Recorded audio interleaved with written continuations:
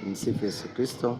Ndugu zangu wapendwa katika Kristo Yesu, siku ya leo napenda kusema neno hili juu ya nguvu ya kibali.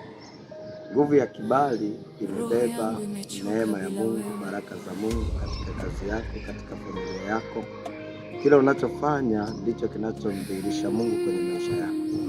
Hivyo tafakari njia zako juu ya kila unachofanya katika maisha yako.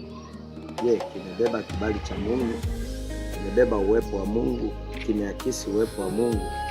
Siku zote watu wengi sana tunapoteza vitu vilivyo bora na vilivyo sahihi kwenye maisha yetu, kwa sababu kile tulichopewa tulishindwa kukitunza, ambacho ndio kimebeba kibali chetu, ambacho ndicho kimebeba mafanikio yetu, ambacho ndicho kimebeba ile neema ya Mungu katika maisha yetu.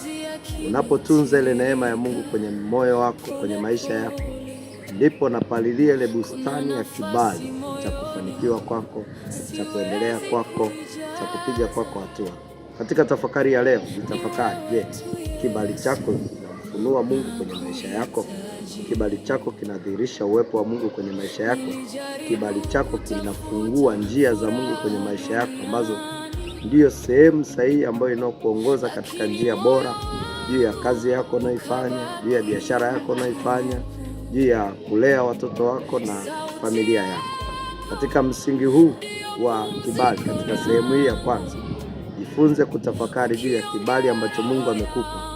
Ukishindwa kukitunza, uwe na uhakika hata kile ambacho Mungu atakachokupa kwenye maisha yako utashindwa kukitunza. Tunza cha Mungu alichokupa, ili Mungu atunze ile neema ya kibali ambacho Mungu amekupa kwenye maisha yako. Tumsifu Yesu Kristo. Tukutane sehemu ya pili.